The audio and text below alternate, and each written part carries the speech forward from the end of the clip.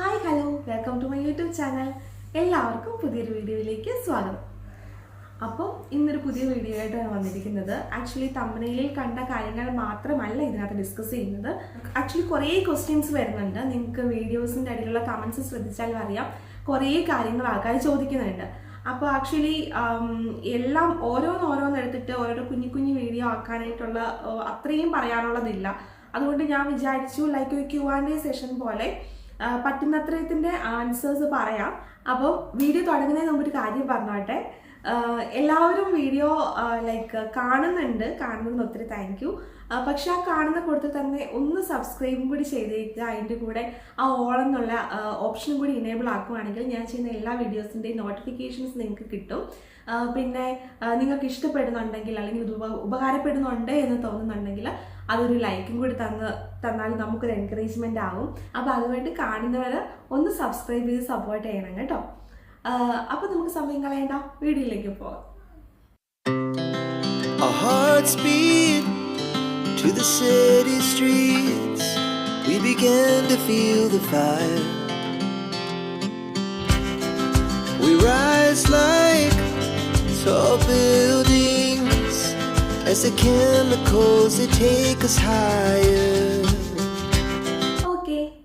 കുറേ വന്നിരിക്കുന്ന ഒരു ക്വസ്റ്റ്യൻസിൽ ഒരു ക്വസ്റ്റ്യനാണ്, ഫ്രഷേഴ്സിന് നമുക്കിവിടെ ഇപ്പം UAE വരാൻ പറ്റുമോ, DH അല്ലെങ്കിൽ MOH അല്ലെങ്കിൽ ഹാർഡ് എക്സാംസ് അപ്പിയർ ചെയ്യാൻ പറ്റുമോ എന്നുള്ള കാര്യം.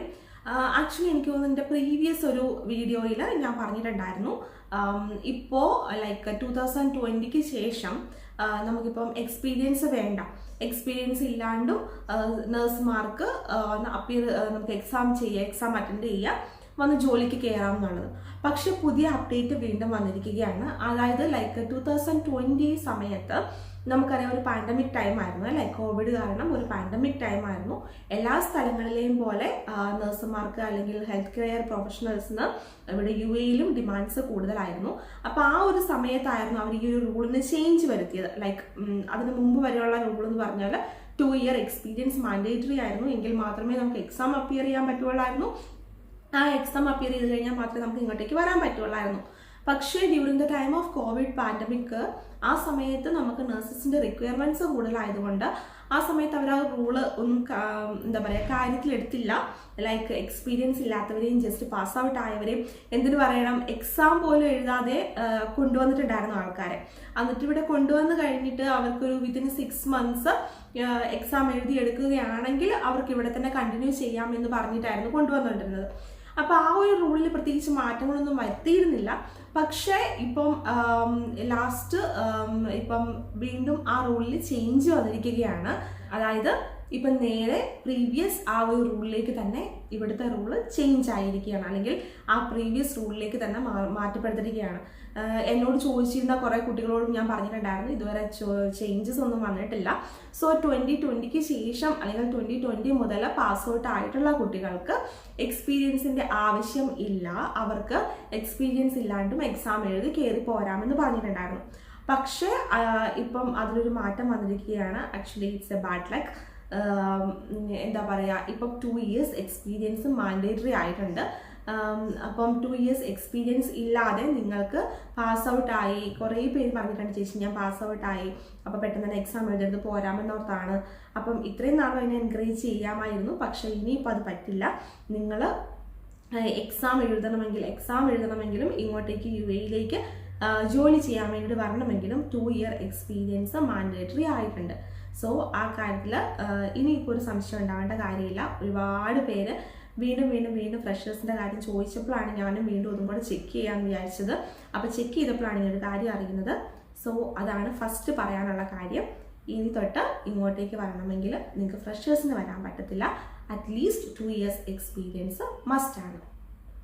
പിന്നെ കമൻറ്റിൽ കണ്ട ഒരു കാര്യമാണ് ഫാം ഡിയെ കുറിച്ചൊരു വീഡിയോ ചെയ്യാമോ എന്ന്. ആക്ച്വലി നിങ്ങൾക്കറിയാമല്ലോ ഞാനൊരു നേഴ്സാണ്. അപ്പോൾ ഫാം ഡിയെ കുറിച്ചൊരു ഡീറ്റെയിൽഡ് വീഡിയോ ഒന്നും ചെയ്യാനും മാത്രമുള്ള ഒരു അറിവോ കാര്യങ്ങളോ എനിക്ക് അതിനെക്കുറിച്ച് ഉണ്ടോ എന്ന് എനിക്ക് സംശയമാണ്. സോ അതുകൊണ്ടൊരു ഡീറ്റെയിൽഡ് വീഡിയോ ഞാൻ ഉദ്ദേശിക്കുന്നില്ല. പക്ഷേ ഞാൻ ഓർത്തു ഈ ഒരു വീഡിയോയിൽ അതിനും കൂടെയുള്ള എനിക്കറിയാവുന്ന രീതിയിലുള്ള ഒരു ആൻസർ ചെയ്ത് തന്നേക്കാമെന്ന്. ആക്ച്വലി ഫാം ഡി നമുക്കറിയാം ഫാം ഡിക്ക് വേക്കൻസീസ് ഉണ്ടോ എന്ന് ചോദിച്ചു കഴിഞ്ഞാൽ, അല്ലെങ്കിൽ ഫാം ഡിക്ക് ഇവിടെ സ്കോപ്പ് ഉണ്ടോ എന്ന് ചോദിച്ചാൽ ഓഫ് കോഴ്സ് ഉണ്ട്. പക്ഷേ എനിക്ക് തോന്നുന്നു കമ്പാരിറ്റീവ്ലി GCC കൺട്രീസിനെക്കാട്ടിലും അതിന് കൂടുതൽ സ്കോപ്പ് അല്ലെങ്കിൽ ചാൻസസ് ഉള്ളത് യൂറോപ്യൻ കൺട്രീസിലാണ്. ഓഫ് കോഴ്സ് അല്ലാതെ ഇപ്പോൾ ഫാം ഡി ഉള്ളവർക്കും നിങ്ങൾക്ക് ഇവിടെ വന്ന് വർക്ക് ചെയ്യാമെന്ന് പറഞ്ഞു കഴിഞ്ഞാൽ actually not only for nurses ഞാൻ പറയുന്നത്, എല്ലാ ഹെൽത്ത് കെയർ പ്രൊഫഷണൽസിനും ഇവിടെ വന്ന് വർക്ക് ചെയ്യണമെങ്കിൽ നമ്മുടെ ഈ ലൈസൻസ്ഡ് എക്സാം പാസ്സായെങ്കിൽ മാത്രമേ നമുക്ക് വർക്ക് ചെയ്യാൻ പറ്റുള്ളൂ. So same for pharm D also. ഫാർമസിസ്റ്റിന് അവർക്കും വന്നിട്ട് ഇതുപോലെ ലൈസൻസ്ഡ് എക്സാം അവർ അപ്പിയർ ചെയ്തിരിക്കണം. അത് കഴിയുമ്പോൾ അവർക്ക് ക്ലിനിക്കൽ ഫാർമസിസ്റ്റ് ആയിട്ടോ അല്ലെങ്കിൽ ഹോസ്പിറ്റൽസിലോ അല്ലെങ്കിൽ ഏതെങ്കിലും ഒരു പ്രത്യേക കമ്പനിയിലോ ഒക്കെ നിങ്ങൾക്ക് കയറാവുന്നതാണ്. അപ്പം ആസ് ഐ സെഡ് ബിഫോർ, എനിക്ക് ഇതിനെക്കുറിച്ച് ഡീറ്റെയിലി വലിയ ഗ്രാഹ്യമില്ല. പക്ഷേ എന്നിരുന്നാൽ പോലും നമുക്കറിയാവുന്ന അറിവ് വെച്ചിട്ട് നമുക്കിവിടെ എന്താണെങ്കിലും വന്ന് നമുക്ക് ജോലി ചെയ്യണം എന്നുണ്ടെങ്കിൽ ഈ എക്സാം പാസ്സാവണം. പിന്നെ compare to GCC of course European കൺട്രീസിലായിരിക്കും ചാൻസസ് കൂടുതലുള്ളത്. പിന്നെ വന്നൊരു ക്വസ്റ്റ്യൻ ആയിരുന്നു BDSന്റെ കാര്യത്തെക്കുറിച്ച്. BDSന് ഇവിടെ സ്കോപ്പ് ഉണ്ടോ അല്ലെങ്കിൽ ചാൻസ് ഉണ്ടോ എന്നൊക്കെ ഉള്ളത്. അതും ഈ പറഞ്ഞതുപോലെ തന്നെയാണ്. ഉറപ്പായിട്ടും BDSന് നല്ല സ്കോപ്പുള്ള ഒരു രാജ്യം തന്നെയാണ് UAE. ആക്ച്വലി ഇവിടെ ഭയങ്കര ഡിമാൻഡ് ആയിട്ടുള്ളൊരു പ്രൊഫഷനാണ് BDS എന്ന് പറയുന്നത്. അതും ഈ പറഞ്ഞതുപോലെ തന്നെ നിങ്ങൾ പാസ് ഔട്ട് ആയിക്കഴിഞ്ഞ് നിങ്ങൾക്ക് എക്സ്പീരിയൻസും കാര്യങ്ങളൊക്കെ ആയി കഴിയുമ്പോൾ നിങ്ങൾ ഇവിടെ വന്നിട്ട് എക്സാം എഴുതുക. എക്സാം എഴുതി കഴിയുമ്പോൾ നിങ്ങൾക്ക് കൺസേൺ ആയിട്ടുള്ള ഹോസ്പിറ്റൽസിലോ ക്ലിനിക്കിലോ ജോലിക്ക് അപ്പിയർ ചെയ്യാവുന്നതാണ്. അപ്പോൾ ഞാൻ മൊത്തത്തിൽ അങ്ങ് പറയുകയാണ്, ഏത് ഹെൽത്ത് കെയർ പ്രൊഫഷണൽ ആണെങ്കിലും അവർക്ക് ഇവിടെ വന്ന് വർക്ക് ചെയ്യണമെങ്കിൽ ഇപ്പോൾ ലൈക്ക് BDS നിങ്ങൾ പറഞ്ഞു, അല്ലെങ്കിൽ ഫാം ഡി ചോദിച്ചു, നേഴ്സ് ആയിക്കോട്ടെ, വേറെ ഏതെങ്കിലും പ്രൊഫഷണൽ ആയിക്കോട്ടെ, നിങ്ങൾ belongs to health care professional ആണെങ്കിൽ നിങ്ങൾക്ക് ഇവിടെ വന്ന് വർക്ക് ചെയ്യണമെങ്കിൽ ഇവിടുത്തെ ലൈസൻസ്ഡ് എക്സാം പാസ്സായിരിക്കണം. ഓക്കെ, ഇപ്പം ഇതൊക്കെയാണ് ആക്ച്വലി ഞാൻ ഈ ഫാം ഡിയെ കുറിച്ചും BDSനൊക്കെ വലിയ കാര്യങ്ങളായിട്ട് പറയാത്തത്. ആസ് ഐ സെഡ് ബിഫോർ, ഞാനൊരു നേഴ്സാണ്, ഇവിടെ നേഴ്സായിട്ട് വർക്ക് ചെയ്യുന്ന ഒരാളാണ്. അപ്പം നമുക്ക് മറ്റുള്ള പ്രൊഫഷണലിനെ കുറിച്ച് നമുക്ക് ഇത്ര ഗ്രാഹ്യമായി പറയാനായിട്ട് അവിടെ ലിമിറ്റേഷൻസ് ഉണ്ടാവും ഉറപ്പായിട്ടും. കാരണം നമുക്കതിനെക്കുറിച്ച് വലിയ എക്സ്പ്ലറേഷൻ ഇല്ല. അപ്പം അതുകൊണ്ടാണ് എനിക്ക് അറിയാവുന്ന കാര്യങ്ങൾ വളരെ ലിമിറ്റഡ് ആയിട്ടുള്ള രീതിയിൽ പറഞ്ഞത്. പിന്നെ ചോദിക്കുന്ന ഒരു കാര്യമാണ്, GNMസിനും BSCക്കാർക്കും സെയിം അല്ലേ ഇവിടെ വന്നു കഴിയുമ്പോൾ, അല്ലെങ്കിൽ GNMസിന് എന്താണ് വ്യത്യാസം എന്നുള്ളൊരു ക്വസ്റ്റ്യൻസ് വരാറുണ്ട്. ആക്ച്വലി നമുക്കറിയാം, ഇപ്പം നമ്മുടെ നാട്ടിലാണെങ്കിൽ BSCക്കും GNMനും പ്രത്യേകിച്ച് വ്യത്യാസങ്ങളൊന്നുമില്ല. ഗവൺമെന്റിലാണെങ്കിലും എവിടെയാണെങ്കിലും നമുക്കറിയാം, ചിലപ്പോൾ നമ്മുടെ സീനിയർ സ്റ്റാഫൊക്കെ ചിലപ്പോൾ GNM പഠിച്ചവരായിരിക്കും, നമുക്കറിയാമല്ലോ. കാരണം ഇപ്പോൾ കുറച്ച് നാളുകളെ ആയുള്ളൂ BSCക്ക് ഇത്രയും പ്രാധാന്യമായിട്ട്. അപ്പോൾ ആ തുടക്കത്തിലുള്ള ആൾക്കാരൊക്കെ GNM പഠിച്ചവരാണ്. അപ്പോൾ നമ്മുടെ സൂപ്പർ സീനിയേഴ്സ് ആയിട്ടുള്ള സ്റ്റാഫൊക്കെ GNMs ആയിരിക്കും. അപ്പോൾ നമ്മുടെ നാട്ടിൽ അതിനകത്ത് പ്രത്യേകിച്ച് വ്യത്യാസങ്ങളൊന്നുമില്ല. പക്ഷേ ഇവിടെ UAEയിൽ അങ്ങനെയല്ല. ഇവിടെ BSCക്കും GNMനും പ്രത്യേക വേറെ ഡെസിഗ്നേഷനാണ്. ഡെസിഗ്നേഷൻ മാത്രമല്ല, അവർ ചെയ്യുന്ന ജോലിയിലും വ്യത്യാസമുണ്ട്. ആക്ച്വലി എനിക്ക് തോന്നുന്നു ഞാൻ ഓരോ വീഡിയോ ഓൾറെഡി ചെയ്തിട്ടുണ്ട്. പക്ഷേ സ്റ്റിൽ ഇതിനെക്കുറിച്ചുള്ള ക്വസ്റ്റ്യൻസ് വരുന്നത് കൊണ്ടാണ് ഞാൻ ചുരുക്കി ഒന്നും കൂടി ഇൻ കേസ് അത് കണ്ടിട്ടില്ലാത്തവരാണെങ്കിൽ ഒന്നും കൂടി ചുരുക്കി പറയാമെന്ന് വിചാരിച്ചു. ഞാൻ കുറേ ക്വസ്റ്റ്യൻസ് വരുന്നത് കൊണ്ട്. ആക്ച്വലി ഞാൻ പറഞ്ഞതുപോലെ തന്നെ ഡെസിഗ്നേഷന് തന്നെ വ്യത്യാസമുണ്ട്. അതായത് BSc നഴ്സിനെ ഇവിടെ രജിസ്റ്റേർഡ് നഴ്സ് എന്നും GNM നഴ്സിനെ അസിസ്റ്റന്റ് നഴ്സും എന്നുമാണ് പറയപ്പെടുന്നത്. അപ്പം ആ പേരിൽ തന്നെ വ്യക്തമാണ്. അതായത് അവർ ചെയ്യുന്ന ജോലിയിലും ആ വ്യത്യാസങ്ങളുണ്ട്. ലൈക്ക് ഇപ്പം രജിസ്റ്റേർഡ് നഴ്സ് എന്ന് പറയുമ്പോൾ, അതായത് ഒരു BSc നഴ്സ് എന്ന് പറയുമ്പോൾ അവർ ചെയ്യുന്ന ജോലികൾ എന്ന് പറഞ്ഞാൽ ആസ് എ നഴ്സ് എല്ലാ കാര്യങ്ങളും അവർ ചെയ്തിരിക്കണം. Like medications, patient caring, patient handling, എല്ലാ കാര്യങ്ങളും ഒരു പേഷ്യൻറ്റിനെ സംബന്ധിച്ചിടത്തോളമുള്ള എല്ലാ കാര്യങ്ങളും കവറപ്പ് ചെയ്യേണ്ട ആൾക്കാരാണ് രജിസ്റ്റേർഡ് നഴ്സസ് എന്ന് പറയുന്നത്. പക്ഷേ at the same time assistant nurse എന്ന് പറയുമ്പോൾ അവിടെ വ്യത്യാസമുണ്ട്. അസിസ്റ്റന്റ് നഴ്സ് എന്ന് പറയുമ്പോഴത്തേക്കും ഇവിടെ UAEയിലുള്ള മെയിൻ ആയിട്ടുള്ളൊരു ഡിഫറൻറ്റ് എന്ന് പറഞ്ഞാൽ അവർ മെഡിക്കേഷൻസ് ഹാൻഡിൽ ചെയ്യാൻ ഓതറൈസ്ഡ് അല്ല. നീഡ്ലസും കാര്യങ്ങളും ഒക്കെ വെച്ചിട്ടുള്ള പ്രൊസീജിയേഴ്സ്, അങ്ങനത്തെ കാര്യങ്ങളൊന്നും ചെയ്യാനായിട്ട് അസിസ്റ്റന്റ് നഴ്സുമാർ ഓതറൈസ്ഡ് അല്ല ഇവിടെ. അതായത് ഇപ്പോൾ കാനുലേഷനും ഇഞ്ചക്ഷൻ കൊടുക്കുന്നതും, ഇഞ്ചക്ഷൻ മാത്രമല്ല ഇപ്പോൾ ചെറിയൊരു ടാബ്ലറ്റ് പോലും ആണെങ്കിൽ പോലും മെഡിക്കേഷൻസ് ഒന്നും ഹാൻഡിൽ ചെയ്യാനായിട്ട് ഇവിടെ GNM നഴ്സസിനെ അലൗ ചെയ്യാറില്ല. പിന്നെ അവർക്ക് ചെയ്യാൻ പറ്റുന്ന പ്രൊസീജിയേഴ്സ് എന്ന് പറഞ്ഞു കഴിഞ്ഞാൽ ചില ഹോസ്പിറ്റൽസിലൊക്കെ അസിസ്റ്റ് ചെയ്യാൻ വേണ്ടി അവരെ യൂസ് ചെയ്യാറുണ്ട്.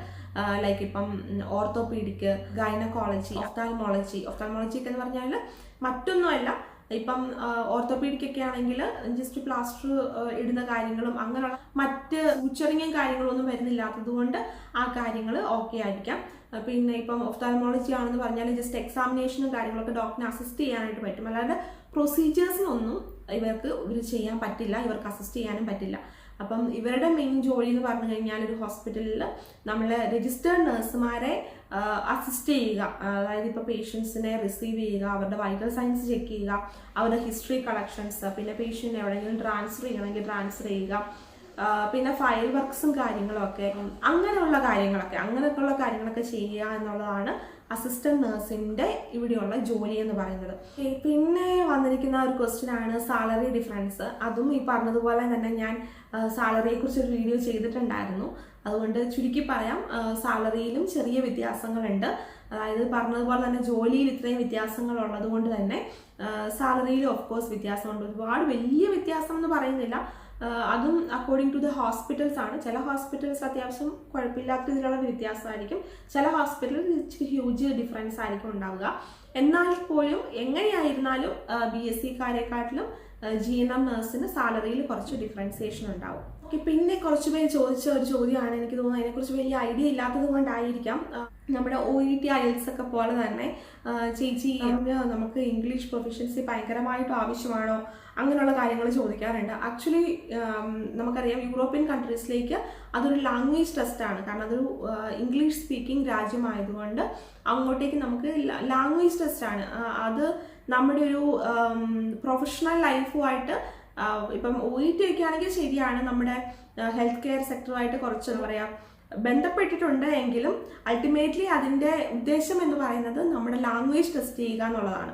പക്ഷെ ഇവിടെ UAE അങ്ങനെയല്ല, ഇവിടെ ഒരു ഇംഗ്ലീഷ് സ്പീക്കിംഗ് രാജ്യമല്ല എന്നുള്ള കാര്യം നമുക്കറിയാം.